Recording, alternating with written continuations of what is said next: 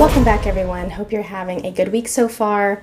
I want to share a clip of Ben Affleck talking about playing Batman in The Flash. It's kind of giving a little bit of details about the scene, one of the scenes that he appears in The Flash movie.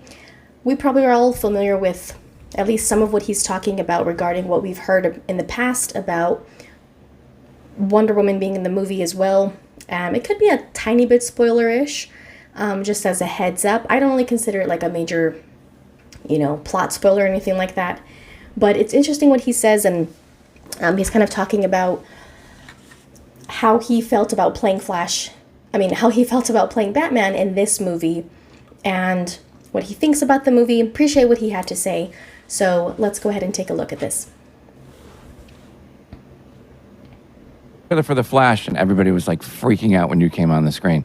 You know what? That movie's good. I hear it's amazing. That movie's It looks really good. I hear that movie's they fucking made it great. good. Yeah, I love that. And it's my best shit I've done. I finally figured out how to play the guy.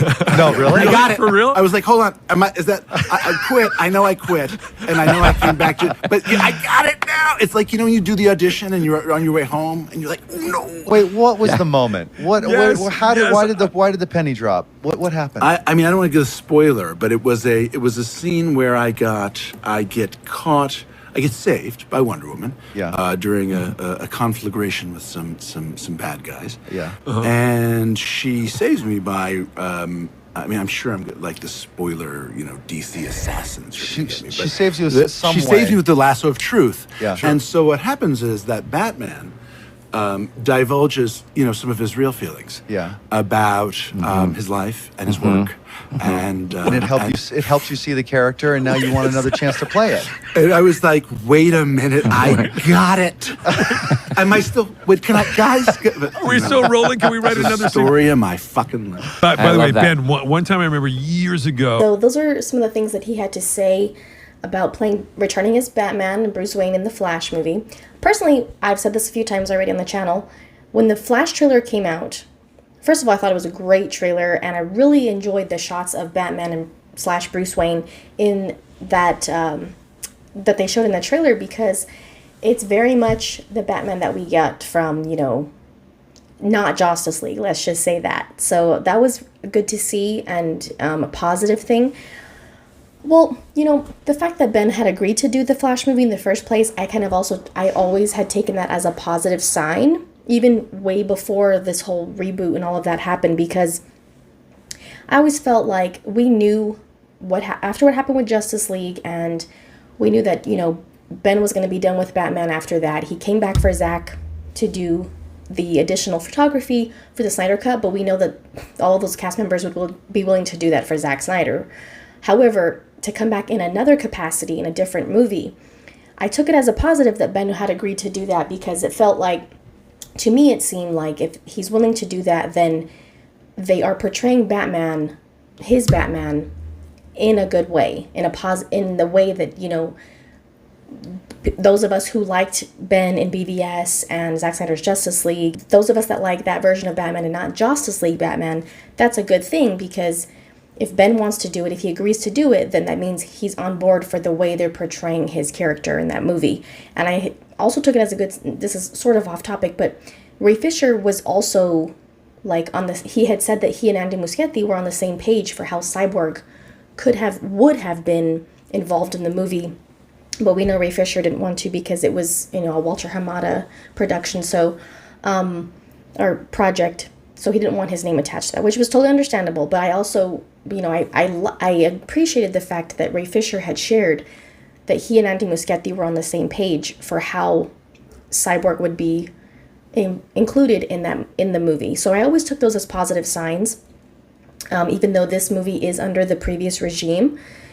So, Ben has been a little bit more kind of talking a little bit more about his role in The Flash. And he mentioned also in the Hollywood Reporter article that had come out recently that was kind of a bombshell, article, when he said that he absolutely would not direct for James Gunn's DCU. He's been very blunt and honest in a respectful way, but honest about what happened with, Justice League and his experience working with Zack Snyder, how he feels about if he were approached to direct for James Gunn and Peter Safran. So hearing that he had really positive things to say about the Flash movie and that he really likes where they, the direction that they took with Batman, he had said before, quite a while ago, that he hopes that they keep the integrity of what they shot because he was very happy with it. And that was, of course, still under the previous leadership. It was understandable for him to say that he hopes they keep the integrity of what they shot because look what they had done to Justice League, you know? So he was probably worried that, like, they filmed these really good scenes and whatnot, and then is it going to get ruined? You know, are they going to chop it up? It made sense for him to say that, and I think all of us kind of understood why he would say something like that. So I'm glad he's happy with the movie, and it's interesting what he had to say about the scene that he shares with Gal Gadot as Wonder Woman, how that made him feel about playing Batman, and kind of, you know, the interaction that happens or what happens to him when he gets under the influence of the lasso of truth. I've seen some people comment like, oh, is this going to be a copycat of, you know, what happened in Justice League when Aquaman is sitting on the lasso of truth? I didn't really take it that way. He says that Batman divulges some information about how he feels about what he does in his life. So I don't see it as like, oh, he's trying to flirt with Wonder Woman and he's expressing his true feelings for her. I see it as like Batman is not ever like vulnerable in that way. And so to see kind of maybe how that affects him, the lasso of truth, and actually being honest about how he feels about what he does as Batman, I'm interested to see how that happens in the movie. And of course, seeing Wonder Woman save him yet again. So I'm definitely looking forward to seeing that. It seems like after The Flash and how he was happy with what they did with his, you know, his character in that movie and how he was able to do it. The fact that he filmed for Aquaman 2, which we found that out a long time ago. Probably we weren't supposed to know about that such a long time ago, but we all found out, kind of got put out there accidentally. It seemed like, I mean, he was willing to go back for that movie as well, which that totally was a surprise to me. Like, I thought The Flash would be that's it. You know, this is the send-off for his character, for his Batman. But then he came back and did, you know, scenes for Aquaman too, which I don't know if it's a credit scene or what. Hopefully we get to see it because, I mean, with what's going on right now in DC and, you know, them potentially cutting out other cameo scenes with, you know, The Flash, as far as Henry Cavill's Superman that was back and now he's not, and then Wonder Woman, and I hope we do get to see Ben's, whatever he shot for Aquaman 2, I hope that they keep it. Hearing that he was like, I got this now. Like, maybe he wanted to, I don't know, did he want to do more? Or, you know, I don't know. Some people are kind of are interpreting it that way, the way he said it. I wanted to share that because just that it was interesting the way he, you know, explained that experience, and I'm glad that he has good things to say about about this movie. I'm glad I really am, because after everything that happened with Justice League, I feel like it's a good thing.